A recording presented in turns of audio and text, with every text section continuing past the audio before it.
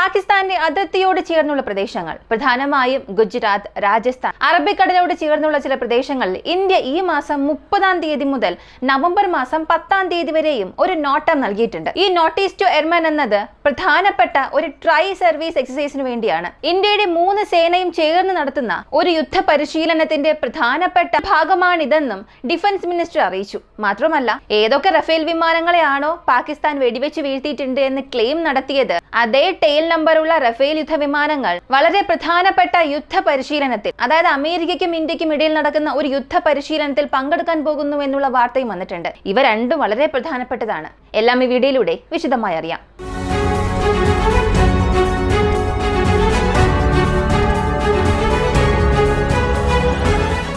ആദ്യം റഫേൽ വിമാനങ്ങളെ കുറിച്ചുള്ള വാർത്തകളെ അറിയാം. അതിനുശേഷം ഈ ട്രൈ സർവീസ് എക്സസൈസിനെ കുറിച്ചുള്ള ഡീറ്റെയിൽസ് അറിയാം. റഫേൽ യുദ്ധവിമാനങ്ങൾ ഇന്ത്യ പാകിസ്ഥാൻ ക്ലാഷിൽ പ്രധാനമായും ഓപ്പറേഷൻ സിന്ധൂർ സമയത്ത് വളരെ ചർച്ചാ വിഷയമായ ഒരു വിമാനമായിരുന്നു. കാരണം ആദ്യം ഒരു റഫേൽ വിമാനത്തെ ഞങ്ങൾ വെടിവെച്ച് വീഴ്ത്തിയെന്ന് പാകിസ്ഥാൻ ഒരു ക്ലെയിം നടത്തി. എന്നാൽ പിന്നീട് ആ ക്ലെയിംസ് 2, 3, 4, 5 വിമാനങ്ങൾ വരെയും വീഴ്ത്തി എന്ന് പറഞ്ഞു. മൊത്തത്തിൽ ക്ലെയിം ചെയ്തത് 7 വിമാനങ്ങളെ ഞങ്ങൾ വെടിവെച്ച് വീഴ്ത്തി, ഒരു സുഖോയ്, ഒരു മിറാജ്, 5 റഫേൽ വിമാനങ്ങളെ ഞങ്ങൾ വെടിവെച്ച് വീഴ്ത്തി എന്ന ഒരു വലിയ ക്ലെയിം നടത്തി. ഇതിന് സപ്പോർട്ടിംഗ് എവിഡൻസ് എന്തെങ്കിലും ഉണ്ടായിരുന്നോ? അല്ലെങ്കിൽ ഇന്ത്യയുടെ യുദ്ധവിമാനങ്ങളെ വെടിവെച്ച് വീഴ്ത്താൻ അവരുടെ പക്കൽ കൺക്ലൂസീവായ എവിഡൻസ് എന്തെങ്കിലും ഉണ്ടോ? ഞങ്ങളിത് ചെയ്തിട്ടുണ്ട്, ഇതാണ് അതിനുള്ള തെളിവ് എന്ന് കാണിക്കാൻ അവരുടെ പക്കൽ എന്തെങ്കിലും ഉണ്ടോ എന്ന് ചോദിച്ചാൽ ഒന്നും തന്നെ ഇല്ല. പക്ഷേ റഫേലിന്റെ CEO പറഞ്ഞു, ഒരു യുദ്ധവിമാനത്തെ, റഫേൽ യുദ്ധവിമാനത്തെ ഇന്ത്യ നഷ്ടപ്പെടുത്തി. അത് ഹൈ ആൾട്ടിറ്റ്യൂഡ് ടെക്നിക്കൽ ഫെയിലിയർ കാരണമാണ് നഷ്ടപ്പെടുത്തിയത് എന്നൊരു കാര്യം വ്യക്തമാക്കിയിരുന്നു. ഇന്നുവരെയും ഇന്ത്യൻ ഗവൺമെന്റിന്റെ പക്കൽ നിന്നും ഇതിനെക്കുറിച്ചുള്ള വാർത്തകൾ പുറത്തു വന്നിട്ടില്ല. അപ്പോൾ ഏകദേശം നോക്കിയാൽ റഫേലിന്റെ ഈ CEOയുടെ കണക്കനുസരിച്ച് നോക്കിയാൽ ഒരു റഫേൽ വിമാനം നമ്മൾ നഷ്ടപ്പെടുത്തി, അതും ഹൈ ആൾട്ടിറ്റ്യൂഡ് ടെക്നിക്കൽ ഫെയിലിയർ കാരണമാണ്. പക്ഷേ ഇന്ന് വരെയും പാകിസ്ഥാനെ കൊണ്ട് ഒരു എവിഡൻസ് പോലും നൽകാനും കഴിഞ്ഞിട്ടില്ല. ഇവർ എവിഡൻസ് നൽകാത്തത് പോലും ഒരു വലിയ കാര്യമല്ല.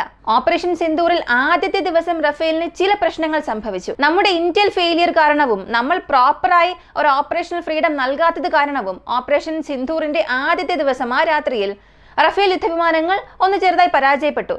പക്ഷേ രണ്ടാമതായി പാകിസ്ഥാനെ സ്ട്രൈക്ക് ചെയ്യുന്നതിന് റഫേൽ വിമാനങ്ങളെ വളരെ കൃത്യതയോടുകൂടി തന്നെ നമ്മൾ ഉപയോഗിച്ചു. പ്രധാനമായും ബ്രഹ്മോസ് സ്ട്രൈക്ക് സംഭവിച്ചപ്പോൾ ഈ ബ്രഹ്മോസ് മിസൈലുകളെ അയച്ചത് Su-30 MK യുദ്ധവിമാനങ്ങളാണ്.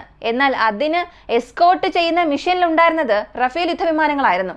ഇത് വളരെ കൃത്യതയോടുകൂടി തന്നെ പ്രവർത്തിച്ചു.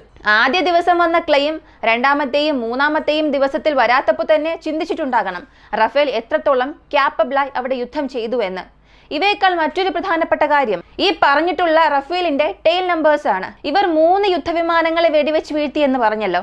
ആ 3 റഫേൽ യുദ്ധവിമാനങ്ങളുടെയും ടെയിൽ നമ്പേഴ്സ് ഉൾപ്പെടെ പാകിസ്ഥാൻ പറഞ്ഞിരുന്നു. അതായത് ഈ ടെയിൽ നമ്പേഴ്സ് എന്താണെന്ന് ചോദിച്ചാൽ ഓരോ വിമാനത്തിനുമുള്ള ചില അടയാളമാണ്. ഏത് സ്ക്വാഡ്രണിലാണ് അതുള്ളത്, അത് ഏത് വിമാനം, ഇതൊക്കെ അതിന്റെ ടെയിൽ പ്രദേശത്ത് പുറകിലുള്ള ആ വാൽ പോലുള്ള ഭാഗത്ത് ടെയിൽ നമ്പർ മെൻഷൻ ചെയ്തിട്ടുണ്ടാകും. ഇവർ പറഞ്ഞ നമ്പേഴ്സ് BS-001 ഇത് 17ാം സ്ക്വാഡ്രൺ ആണ്. അടുത്തത് BS-022, BS-027 ഇവ രണ്ടും 107 സ്ക്വാഡ്രണിലുള്ളതാണ്. ഈ വിമാനങ്ങളെ ഞങ്ങൾ വെടിവെച്ച് വീഴ്ത്തിയെന്ന് പറയുകയും ചില ഫാബ്രിക്കേറ്റഡ് ഇമേജ് കാണിക്കുകയും ചെയ്തു.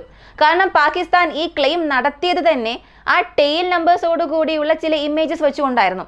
പിന്നീട് അത് AI എഡിറ്റ് അല്ലെങ്കിൽ ഫാബ്രിക്കേറ്റ് ചെയ്ത് എഡിറ്റ് ചെയ്ത ചിത്രമാണെന്ന് അനലൈസിസിലൂടെ നമുക്ക് അറിയാൻ സാധിച്ചു. അപ്പോൾ ഇവരുടെ ഈ ക്ലെയിം അനുസരിച്ച് നോക്കിയാൽ 3 വിമാനങ്ങളെ വെടിവെച്ച് വീഴ്ത്തിയിട്ടുണ്ട്. ആ ക്ലെയിമിന് സപ്പോർട്ടീവായി ഇവർ നൽകിയത് ഹ്യൂമൻ ഇന്റലിജൻസ് വഴി ഞങ്ങളിത് കൺഫേം ചെയ്തിട്ടുണ്ട്, അവിടെയുള്ള ഞങ്ങളുടെ സ്പൈ വഴി ഞങ്ങളിത് കൺഫേം ചെയ്തു എന്ന് അവരൊരു കാര്യം പറഞ്ഞു. ഹ്യൂമൻ ഇന്റലിജൻസ് വഴി നിങ്ങൾ കൺഫേം ചെയ്യുകയാണെങ്കിൽ അവിടെ നിന്നും ചില ചിത്രങ്ങളെങ്കിലും പുറത്തു വരണം. കാരണം ഇന്ത്യ പോലുള്ള ഒരു രാജ്യത്ത് ഒരു വിമാനം താഴെ വീഴുകയാണെങ്കിൽ ആ വിവരം സുരക്ഷാ ഉദ്യോഗസ്ഥർ അറിയുന്നതിന് മുൻപ് തന്നെ അവിടെയുള്ള ലോക്കൽസിലേക്ക് വേഗത്തിൽ സ്പ്രെഡ് ആകും. അവരവിടെ നിന്നും ചില ഇമേജസ് പുറത്തുവിടും.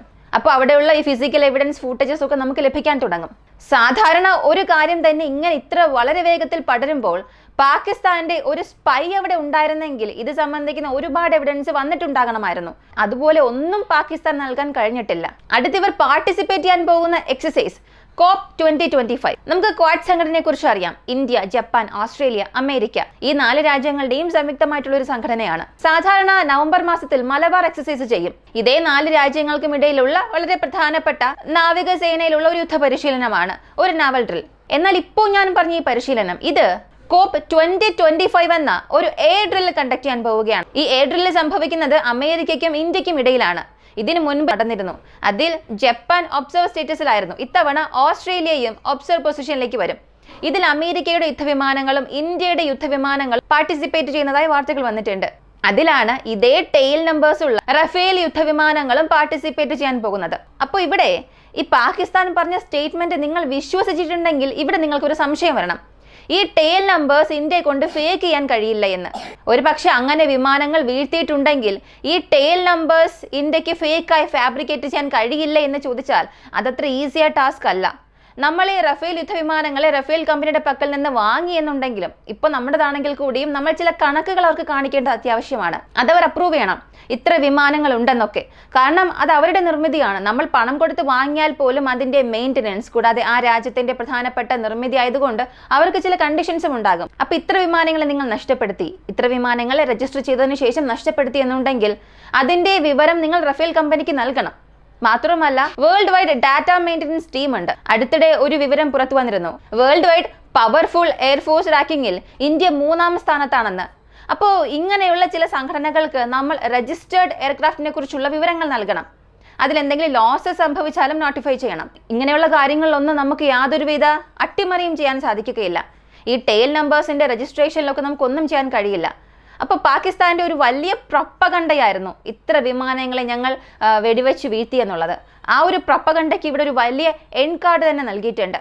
മാത്രമല്ല ആദ്യമായി ഇന്ത്യയിൽ വെച്ച് വലിയൊരു രീതിയിൽ തന്നെ ഈ COP 2025 സംഭവിക്കുകയാണ്. ഇതിൽ ഇന്ത്യ, അമേരിക്ക ഈ രണ്ട് രാജ്യങ്ങൾക്കും ഇടയിൽ എയർ വാർഫെയർ എത്രത്തോളം ഉണ്ട്, ഒരു ക്വിക്ക് റെസ്പോൺസ് നൽകണമെങ്കിൽ എത്രത്തോളം ഇവർ ഒരുമിച്ച് ചേർന്ന് പ്രവർത്തിക്കാൻ പോകുന്നു എന്നുള്ളതൊക്കെ അനലൈസ് ചെയ്യാൻ പോവുകയാണ്.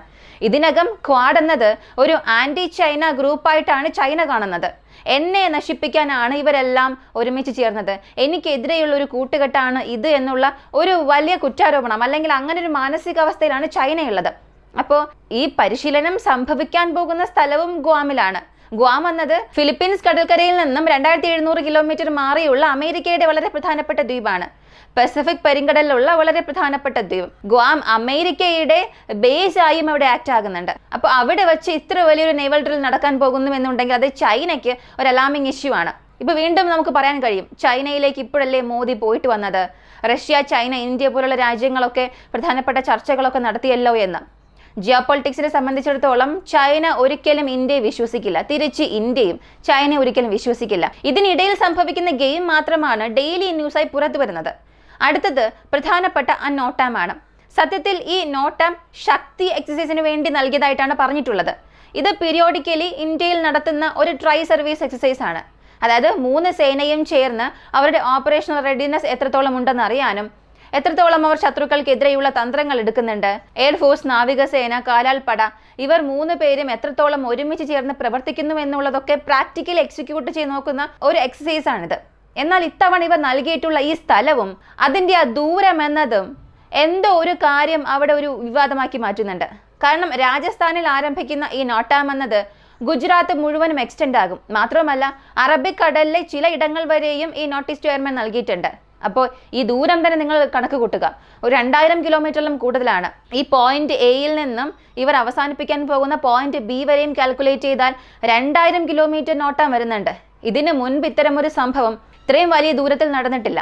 അതും ഇത് സംഭവിക്കുന്ന ഈ ഒരു സ്ഥലം ഗുജറാത്ത്, കറാച്ചി പാരലാണ്. ഇവിടെ രാജസ്ഥാൻ, അവിടെ പാകിസ്ഥാൻ, ഇവയെല്ലാം പ്ലേയിങ് ഗ്രൗണ്ട്സ് ആണ്. പൊതുവെ ഇന്ത്യ പാകിസ്ഥാൻ പ്രശ്നം വരികയാണെങ്കിൽ ഹിമാലയാസിലായിരിക്കും പ്രശ്നം സംഭവിക്കുക. അത് വളരെ ഹാർഡ് പ്രദേശമാണ്. ബാറ്റിൽ ഫീൽഡ് നടത്താൻ വളരെ മോശമായ ഒരു സ്ഥലമാണ്. ആരാണോ ആദ്യം മലമുകളിലേക്ക് കയറുന്നത് അവർക്കായിരിക്കും നേട്ടം കൂടുതൽ ലഭിക്കുക. മലയ്ക്ക് കീഴിലുള്ളവരെ നിങ്ങൾക്ക് വളരെ എളുപ്പത്തിൽ സ്ട്രൈക്ക് ചെയ്യാൻ സാധിക്കും. എന്നാൽ രാജസ്ഥാൻ, പഞ്ചാബ്, ഗുജറാത്ത് ഈ പ്രദേശങ്ങൾ എന്നത് സമതല പ്രദേശങ്ങളാണ്. ഗ്രൗണ്ട് ഇൻവേഷൻ സംഭവിക്കുമ്പോൾ കാലാൾപ്പട അകത്തേക്ക് കടന്ന് ആക്രമിക്കുകയാണെങ്കിൽ അതിന് ശരിയായ സ്ഥലം ഇതാണ്. അപ്പോൾ ഇങ്ങനെയുള്ള സ്ഥലത്ത് ഈ ഒരു നോട്ടം നൽകിയിട്ടുണ്ടെങ്കിൽ അതിന് പിന്നിൽ ഒരു മെസ്സേജ് തീർച്ചയായും ഉണ്ടാകണം.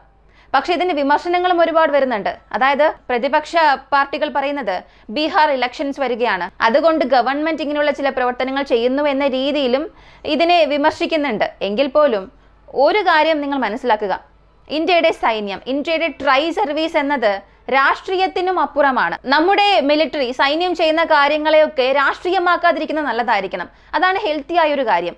കാരണം രാജ്യത്തിന്റെ സുരക്ഷ അതിനെ നിങ്ങളൊരു രാഷ്ട്രീയമാക്കുകയാണ്. രാജ്യത്തിന്റെ സുരക്ഷയെ നിങ്ങൾ അകത്തൊരു വ്യാപാരമാക്കി മാറ്റുകയാണെങ്കിൽ അതിനേക്കാൾ മോശമായ ഒരു തിരിച്ചടി ഇന്ത്യക്ക് തന്നെ കാണില്ല. ഇപ്പോൾ ചിലർ ചിന്തിക്കാം, ഇതൊക്കെ നിനക്ക് പറയേണ്ട റൈറ്റ്സ് ഒന്നുമില്ല, നീ എന്തിനാണ് ഇതൊക്കെ പറയുന്നതെന്ന് ചിന്തിക്കാം. പക്ഷെ നമുക്കുള്ള അറിവിൽ ഇത് പറഞ്ഞേ പറ്റൂ. സൈന്യത്തെ ഒരിക്കലും രാഷ്ട്രീയമാക്കരുത്, അല്ലെങ്കിൽ രാജ്യത്തെ സുരക്ഷയെ രാഷ്ട്രീയമാക്കരുത്. ഈ കാര്യം ഈ പ്രായത്തിൽ തന്നെ നമ്മൾ മനസ്സിലാക്കേണ്ടത് അത്യാവശ്യമാണ്. പറഞ്ഞു വരുന്നത് നിങ്ങൾക്ക് മനസ്സിലാകുന്നുണ്ടാകും. ഇതൊരു പൊളിറ്റിക്സിന് വേണ്ടി ചെയ്യുന്നു ഇല്ല എന്ന ആ ഒരു ടോപ്പിക്കിലേക്ക് നമ്മൾ പോകുന്നില്ല. ഇന്ത്യയുടെ സുരക്ഷ സംബന്ധിക്കുന്ന രീതിയിൽ അതിപ്പോ ഭരിക്കുന്നവരാരായാലും അവരെ എതിർ പാർട്ടി പറയുക തന്നെ ചെയ്യും. അതിപ്പോ ആര് ഭരിച്ചാലും മാറി മാറി സംഭവിക്കുന്ന ഒരു ഗെയിമാണ്. അപ്പോൾ എല്ലാം രാഷ്ട്രീയമാക്കാൻ പാടില്ല. അത് രാജ്യത്തിന്റെ സുരക്ഷയ്ക്ക് വലിയൊരു ലൂപ്പ് ഹോൾ തന്നെ ക്രിയേറ്റ് ചെയ്യും. ഈ ഒരു വീഡിയോയെ കുറിച്ചുള്ള നിങ്ങളുടെ അഭിപ്രായം കമന്റിൽ പറയുക. റഫേൽ ഇവിടെ റീ എൻട്രി ആവുകയാണ്. പ്രധാനമായും ടെയിൽ നമ്പേഴ്സോടുകൂടി റീ എൻട്രി ആകുന്നത് പാകിസ്ഥാന്റെ പ്രൊപ്പഗണ്ടയ്ക്ക് ഒരു വലിയ തിരിച്ചടിയായി തന്നെ മാറും. അവർ നൽകിയ പ്രൊപ്പഗണ്ടയ്ക്ക് ഒരു മറുപടിയായി തന്നെ മാറും. വരുന്ന വാർത്തകളെല്ലാം അതാണ് കൺഫേം ചെയ്യുന്നത്. ഇതിനെക്കുറിച്ച് നിങ്ങൾ എന്ത് കരുതുന്നു? കമന്റിൽ പറയുക. കൂടുതൽ അപ്ഡേറ്റ്സിനായി വോയിസ് ഓഫ് വിക്കി നമ്മുടെ ചാനൽ സബ്സ്ക്രൈബ് ചെയ്യുക. മറ്റൊരു വീഡിയോയുമായി വീണ്ടും കാണാം.